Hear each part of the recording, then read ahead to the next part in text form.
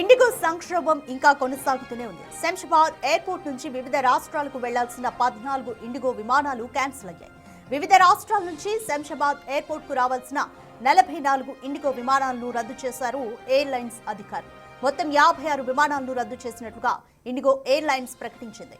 రద్దు చేసిన విమానాలను ప్రయాణికులు గుర్తించి ప్రత్యామ్నాయ ఏర్పాట్లు చేసుకోవాలని సూచించింది.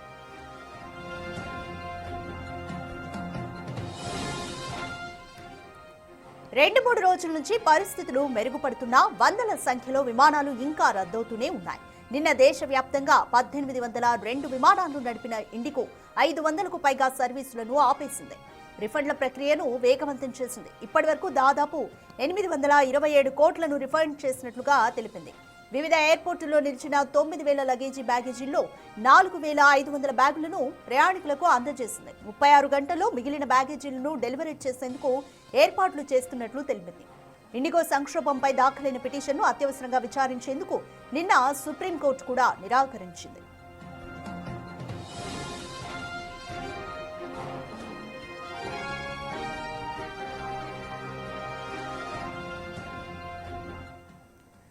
మోర్ డీటెయిల్స్ మా ప్రతినిధి శివ అందిస్తారు.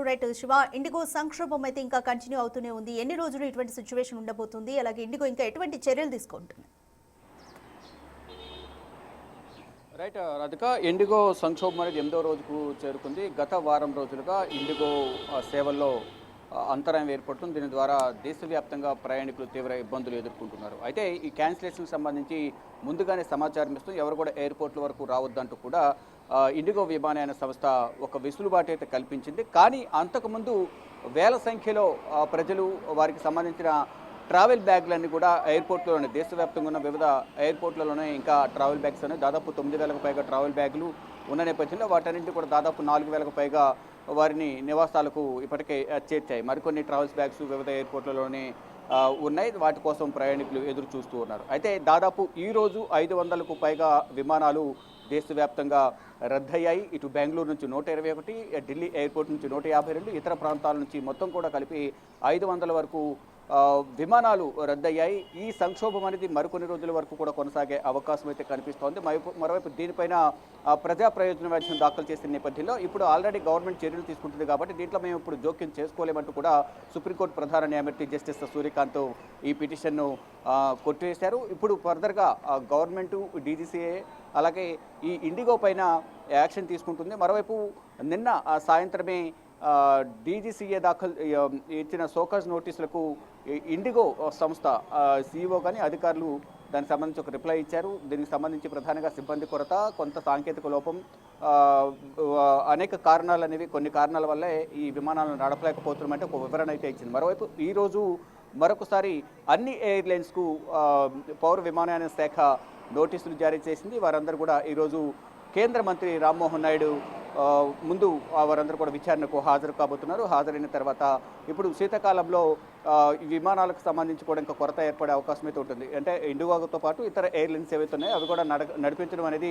కొంత డిలే చేయడం, తర్వాత క్యాన్సిల్ చేసే అవకాశాలు కూడా ఎక్కువ ఉంటాయి. కాబట్టి అంటే వాతావరణం అనుకూలించకపోవడం కానీ సాంకేతిక సమస్యల వల్ల రన్ చేయడం అనేది ఆపేస్తూ ఉంటారు. దానికి సంబంధించి కూడా ముందస్తుగా వారందరితో చర్చలు జరిపేందుకు ఎయిర్లైన్స్ అన్నింటితో కూడా టాప్ ఎయిర్లైన్స్ అఫీషియల్స్తో సమావేశాన్ని ఏర్పాటు చేసింది కేంద్ర పౌర విమానయాన శాఖ. దానిలో భాగంగా ఈరోజు లోక్సభలో కూడా రామ్మోహన్ నాయుడు ఇండిగో సంక్షోభంపై మాట్లాడే అవకాశం అయితే ప్రధానంగా కనిపిస్తోంది. ఈరోజు బీజేపీ ఎన్డీఏ పార్లమెంటరీ పార్టీ సమావేశంలో కూడా ప్రధాని నరేంద్ర మోడీ దీనిపై ప్రస్తావించినట్లుగా పార్లమెంటరీ వ్యవహారాల శాఖ మంత్రి కిరణ్ రిజిజు తెలియజేశారు. ఇండిగో సంక్షోభం గురించి ప్రధానంగా ప్రస్తావించారు.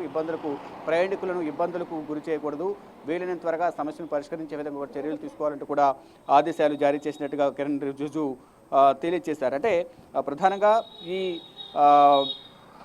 ప్రజల జీవితాలను సులభతరం చేయడానికి, వారు ఎటువంటి సమస్యలు ఎదుర్కోకుండా చూసుకోవడానికి అన్ని రూపాల్లో కూడా సంస్కరణలు చేపట్టాలంటూ కూడా ప్రధాని సూచించినట్టు తెలియజేశారు. చట్టాల ద్వారా ప్రజలకు సహాయం అందాలి, ఎంపీలు యువతతో కనెక్ట్ అవ్వాలంటూ కూడా ప్రధాని నరేంద్ర మోడీ వారందరికీ సూచించారు. అంటే ఈరోజు ఎన్డీఏ పార్లమెంటరీ పార్టీ సమావేశంలో ప్రధానంగా ఇటీవల బీహార్లో విజయం సాధించిన నేపథ్యంలో దానికి సంబంధించి ప్రధానిని అభినందించి సన్మానించారు. తర్వాత ఈ ఇండిగో సంక్షేమంపై కూడా ప్రధాని నరేంద్ర మోడీ మాట్లాడినట్టుగా కిరణ్ రిజిజు తెలియజేశారు. మొత్తంగా చూసుకుంటే 8వ రోజుకు ఇండిగో సంక్షోభం కొనసాగుతుంది. 8వ రోజు కూడా కొనసాగుతుంది. దేశవ్యాప్తంగా విమానాలన్నీ కూడా రద్దవుతూ ఉన్నాయి.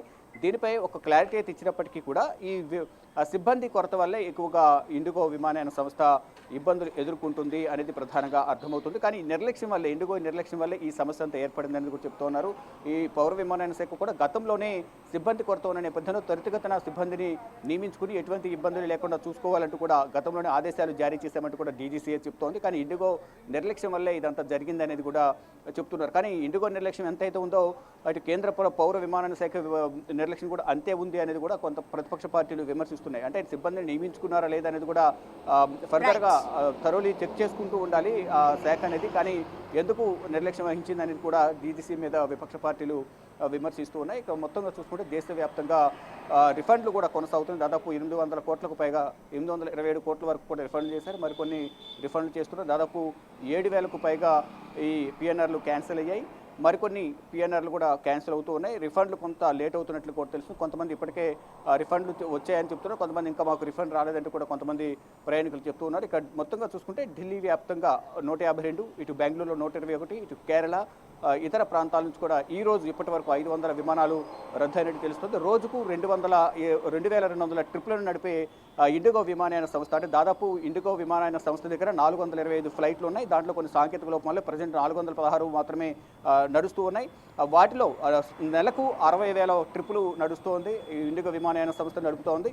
రోజుకు 2,200 ట్రిప్పుల వరకు నడిపిస్తోంది. కానీ ఈరోజు విమానాలు రద్దు కావడంతో ప్రజలు ఇబ్బందులు ఎదుర్కొంటున్నారు. ఈ సమస్యను త్వరితగతిన కంప్లీట్ చేయాలి, అంటే సమస్యను పరిష్కరించాలనేది కూడా ఇటు కేంద్ర ప్రభుత్వం చూస్తుంది. దానిలో భాగంగానే ఇండిగో సంస్థతో పలుమార్లు సమావేశాలు ఏర్పాటు చేసింది. ఇండిగో అంటే వివిధ ఎయిర్పోర్ట్లకు డీజీసీఏ అఫీషియల్స్ను పంపించి సమీక్షించాలంటూ కూడా ఆదేశాలు జారీ చేసింది. మొత్తంగా చూసుకుంటే ఈరోజు ఇండిగో సంక్షోభంపై మరోసారి కేంద్ర ప్రభుత్వం సమావేశం కాబోతోంది. Thank you Shiva.